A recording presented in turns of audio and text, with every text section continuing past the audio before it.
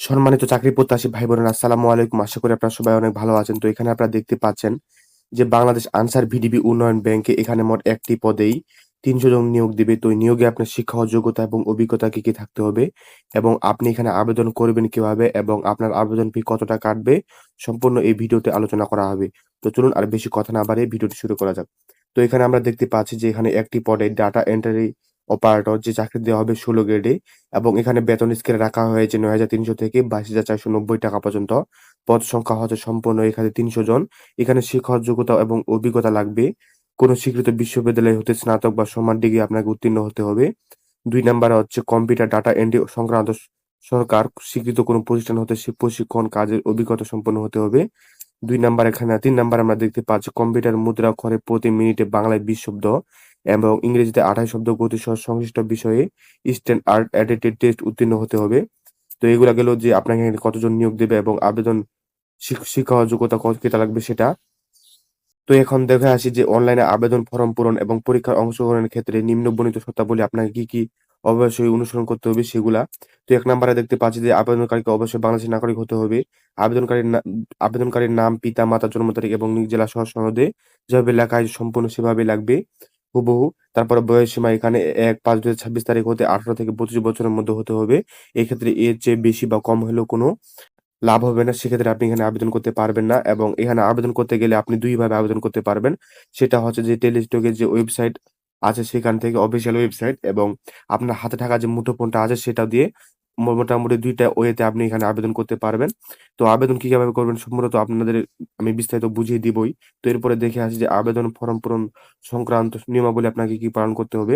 তো এগুলো যদি আপনি বুঝতে না পারেন আমাকে বলবেন কমেন্টে। তো আমি রিপ্লাই দেওয়ার চেষ্টা করব ইনশাআল্লাহ। তো এরপরে দেখতে পাচ্ছি যে অনলাইন আবেদন পূরণ সংক্রান্ত নিয়মাবলী। এই লিঙ্কগুলো আমি ডেসক্রিপশন বক্সে দিয়ে দিব। চাইলে আপনারা সেখান থেকে ঢুকে নিজে আবেদন করতে পারেন এবং আবেদন করা অত্যন্ত খুবই সহজ এবং আপনি নিজে পেমেন্ট দিতে পারবেন একটু চেষ্টা করলে। আর আপনাদের যদি দরকার হয়ে থাকে সম্পূর্ণ টিউটোরিয়াল ভিডিও তাহলে অবশ্যই কমেন্ট করবেন। আমি ভিডিও দেওয়ার চেষ্টা করব ইনশাআল্লাহ। তো এখানে আমরা দেখতে পাচ্ছি পরীক্ষায় আবেদন শুরু জমা দেনের তারিখ এখানে লেখা আছে যে ১৪/৫/২৬ তারিখ সকাল ১০টা থেকে এখানে আবেদন শুরু হয়েছে। যে আবেদনটি ১৩/৬/২০২৬ তারিখ বিকাল ৫টার মধ্যে আবেদন শেষ হবে এবং আবেদন করার পরবর্তী ৭২ ঘন্টার মধ্যেও আপনাকে এসএমএস এর মাধ্যমে পরীক্ষার ফি জমা দিতে পারবেন। সেটা আপনাকে জমা দিতেই হবে। তো এগুলো আপনি পড়ে নিতে পারেন যে আপনাকে কি কাগজপত্র এবং কত রেজুলেশনের ছবি দিতে হবে সম্পূর্ণ এখানে বলে দেওয়া আছে। তো এখানে দেখতে পাচ্ছি যে আবেদন ফি আপনাকে কত টাকা প্রদান করতে হবে। তো এখানে দেখতে পাচ্ছি যে টেলিটকের মাধ্যমে আপনি প্রিপেইড মোবাইল নাম্বারের মাধ্যমে আবেদন করেন তাহলে আপনাকে এখানে ৳১০০ কাটবে এবং ভ্যাট বাবদ এখানে ৳১২ সম্পূর্ণ আপনার কাছ থেকে এখানে ৳১১২ কাটবে যেটি হচ্ছে সম্পূর্ণ অফের যোগ্য। আর এটি আপনি আবেদন করার পরবর্তী ৭২ ঘন্টা সময়ের মধ্যেও দিতে পারবেন। এক্ষেত্রে এবং এখানে একটা কথা আছে যে ক্ষেত্রে এখানে দেখতে পাচ্ছি যে ক্ষুদ্র অ অ তোমার অনগ্রসর তোমার শারীরিক প্রতিবন্ধী তৃতীয় লিঙ্গ প্রার্থীদের ক্ষেত্রে এখানে ৳৫০ এবং ভ্যাট সহ এখানে ৳৬ মোট এখানে ৳৫৬ আপনি প্রদান করতে পারবেন। সেটি হচ্ছে আবেদন করার পরবর্তী ৭২ ঘন্টা সময়ের মধ্য।